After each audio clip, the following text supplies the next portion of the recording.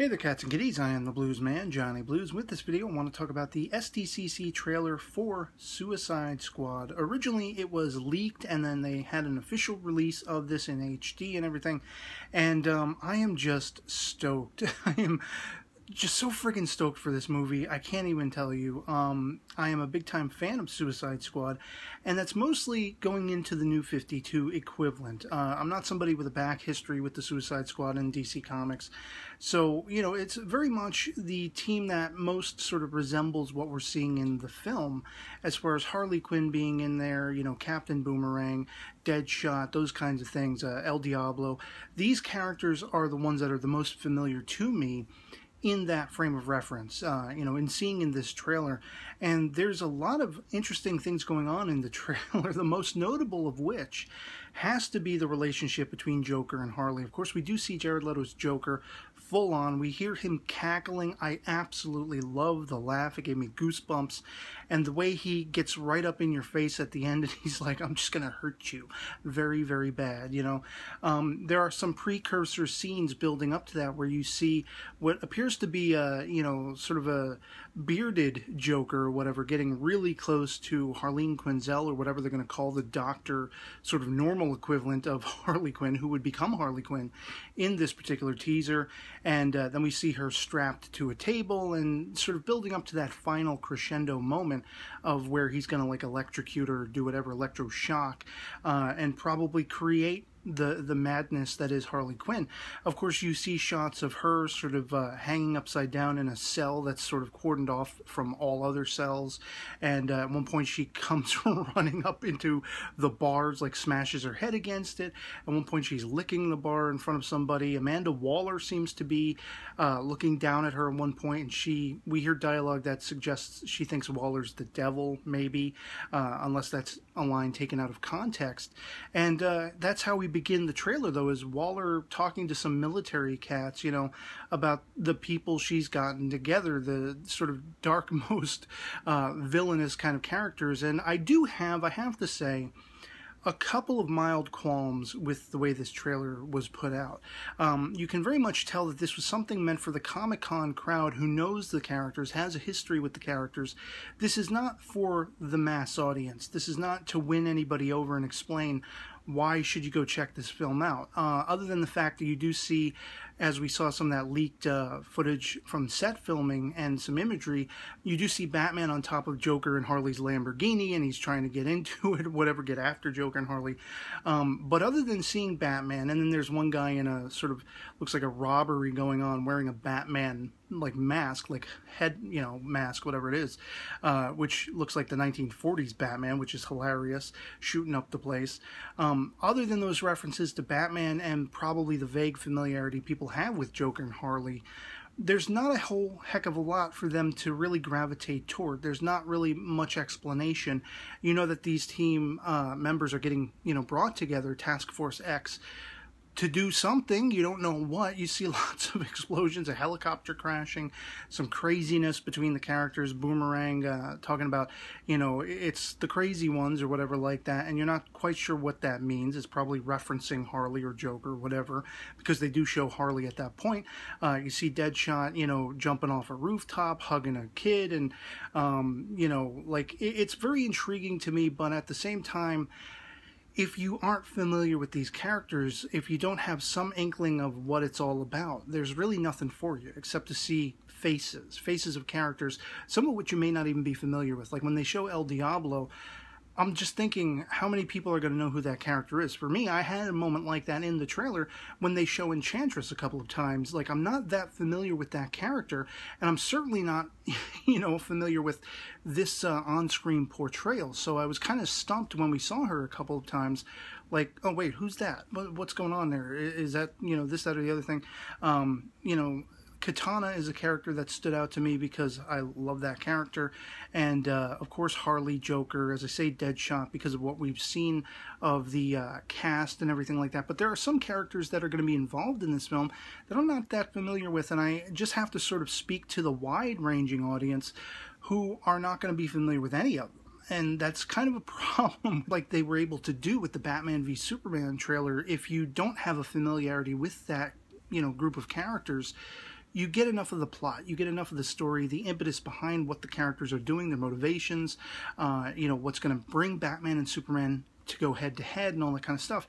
It's all laid out on the table fairly, you know, in depth, without also then spoiling everything, how it all is going to play out. You have everything raised before you. This is the potential we have, and this is the story we're going for, and it's up to you to go and see that movie then, and experience that story. With this trailer, it's, again, a lot of action sequences, a lot of kookiness, a lot of just showing characters.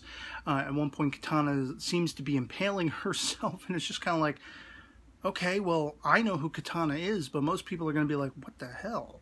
It's going to go right over their heads. Another minor qualm I have about this is Will Smith's Deadshot. I like Will Smith, but I'm not like a fanboy of his where I watch every single movie he's been in. It depends on the film. You know, there isn't really any actor or actress that I go after like that, where I have to watch everything they're in. But I feel like we've seen certain aspects of what we get in this trailer from Will Smith before. He's always playing that guy. He's always playing the, okay, let's go save the world. You know, he's always playing the like, he's the one with the line, so we're a Suicide Squad, you know?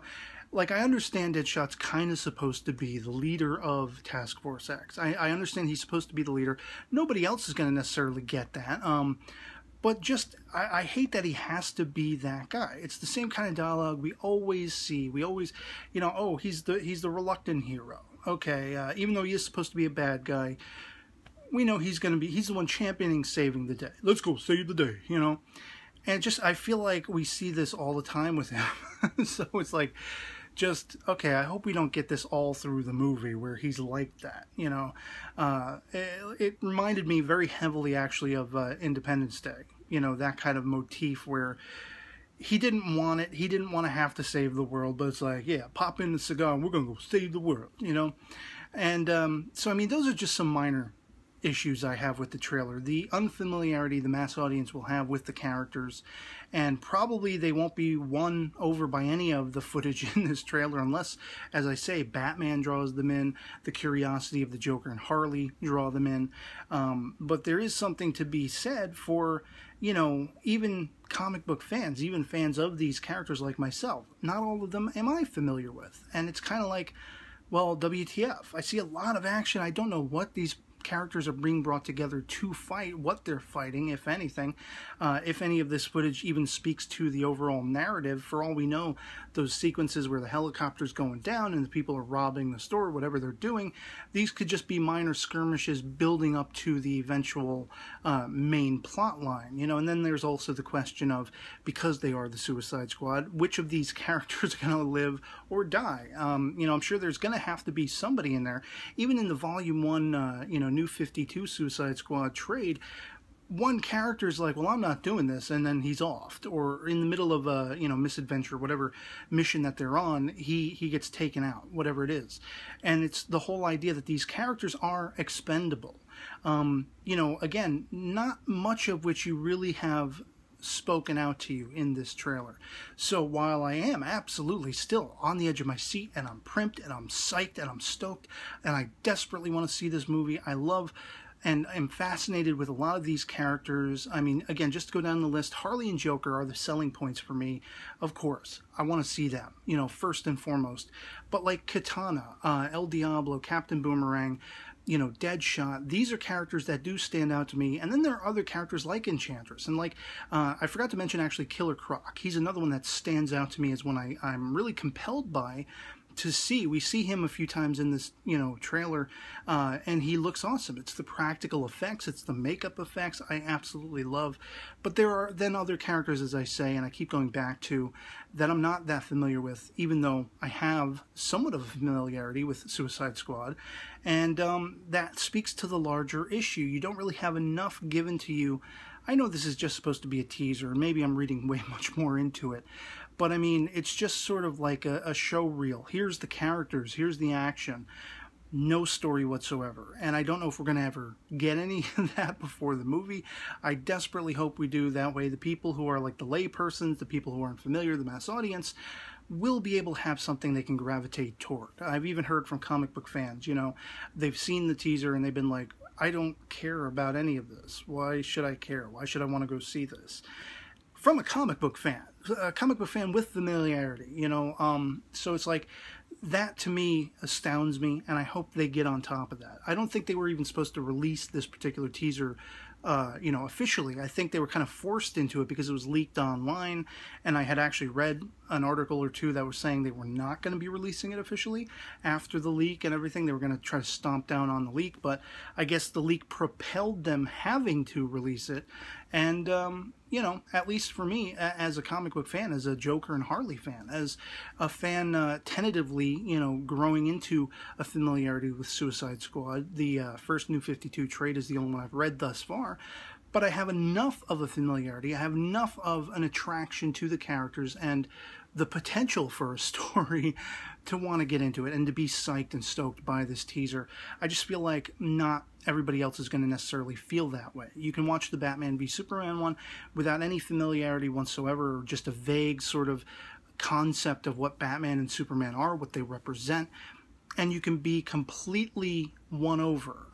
You know exactly what the story is, you know exactly what the tone is, the feel, what the characters' motivations are, and this is just sort of like an action reel.